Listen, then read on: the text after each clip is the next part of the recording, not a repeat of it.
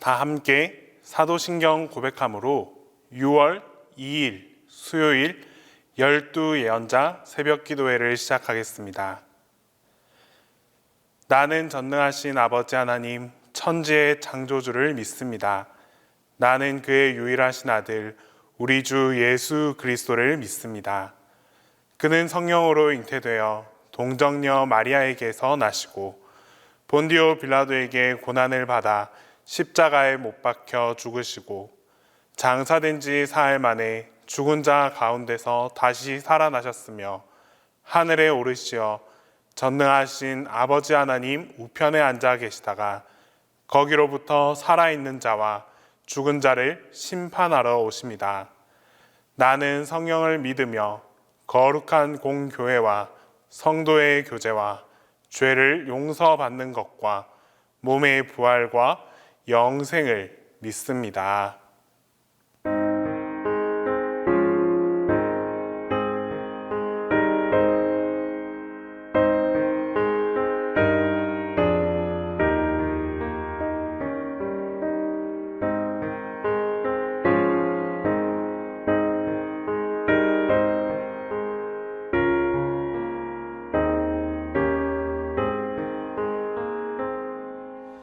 내 구주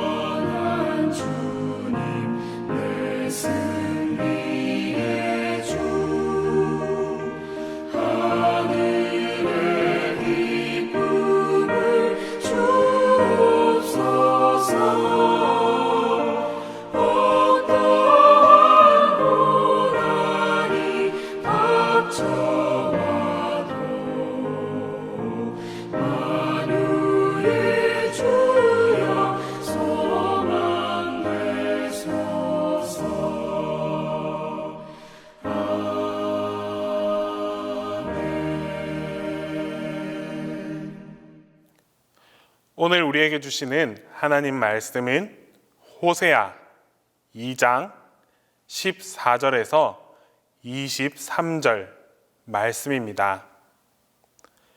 구약 성경 호세아 2장 14절에서 23절 말씀입니다. 다 함께 봉독하겠습니다. 그러므로 보라, 내가 그를 타일러 거친 들로 데리고 가서 말로 위로하고 거기서 비로소 그의 포도원을 그에게 주고 아골 골짜기로 소망의 문을 삼아 주리니 그가 거기서 응대하기를 어렸을 때와 애굽 땅에서 올라오던 날과 같이 하리라. 여호와께서 이르시되 그날에 내가 나를 내 남편이라 일컫고 다시는 내 바알이라 일컫지 아니하리라. 내가 바알들의 이름을 그의 입에서 제거하여 다시는 그의 이름을 기억하여 부르는 일이 없게 하리라.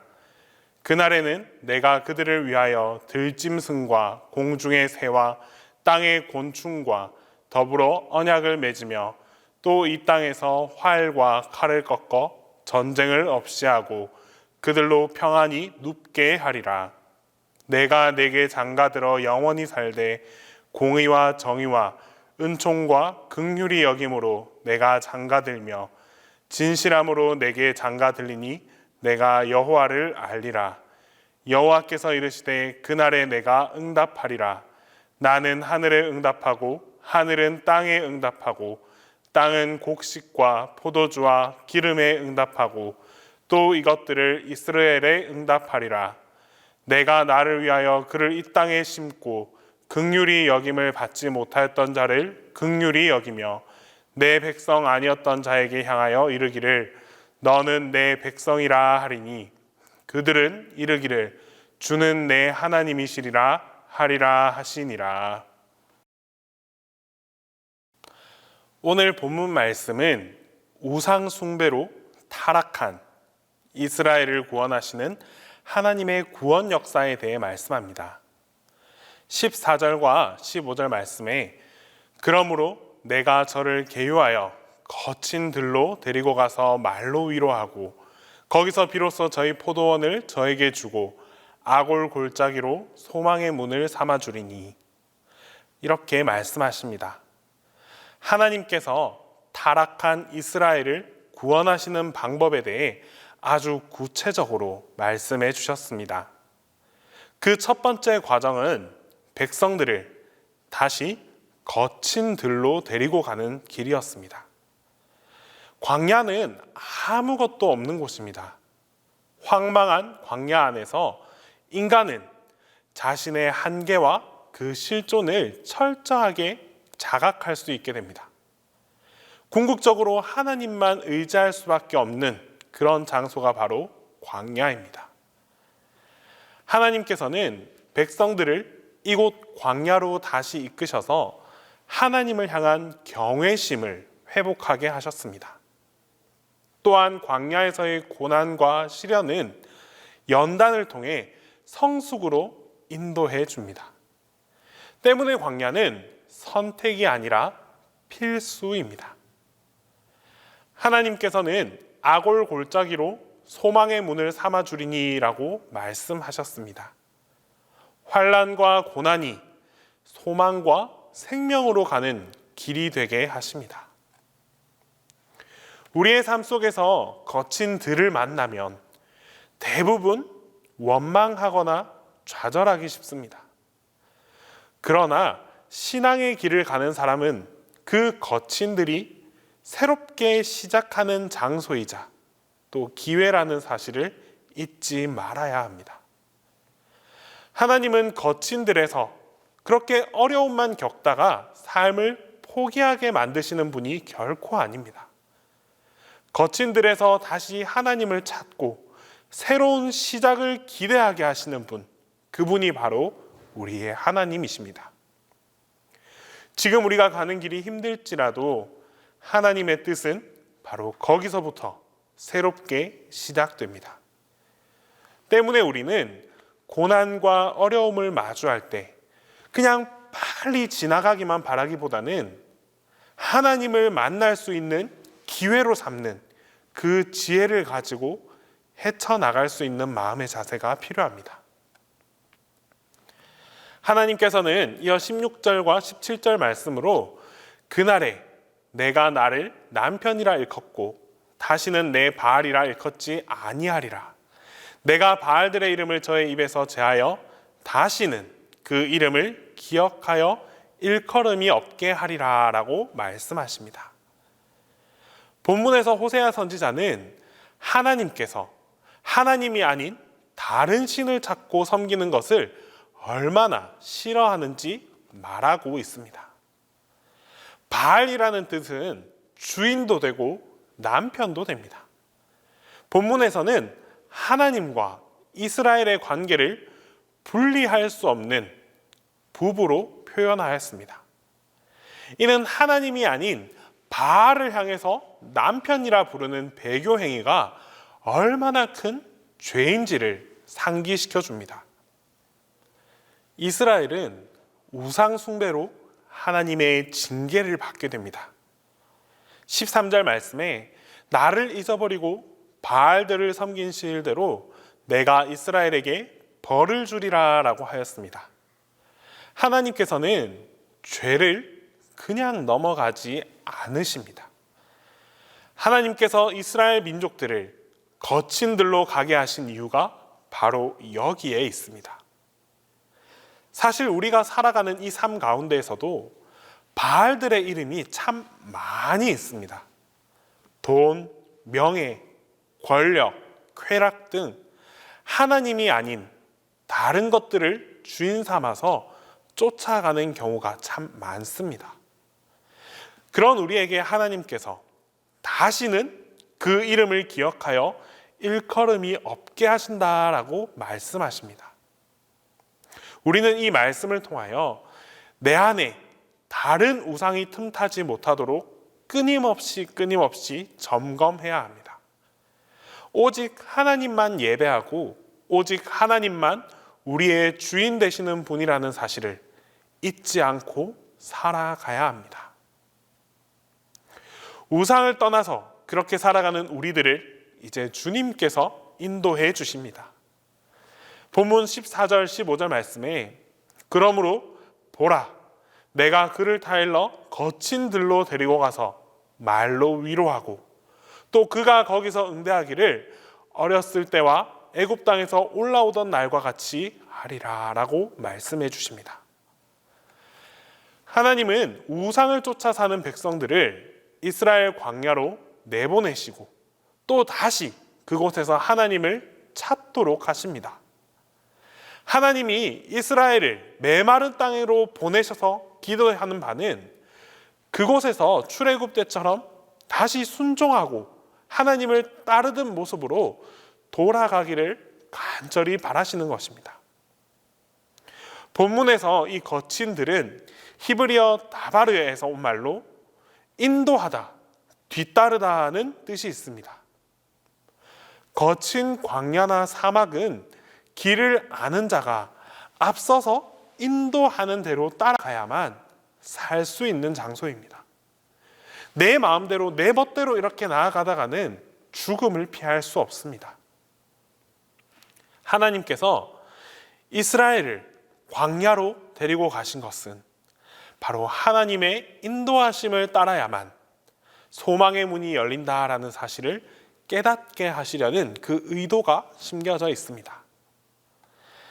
하나님은 광야에서 이스라엘이 응답하기를 기대하십니다. 그렇게 하면 이스라엘이 다시 애굽 땅에서 올라오던 날과 같이 똑같이 해주겠다라고 말씀하십니다. 하나님의 인도하심을 따를 때에 구원이 있고 찬송이 넘치게 됩니다.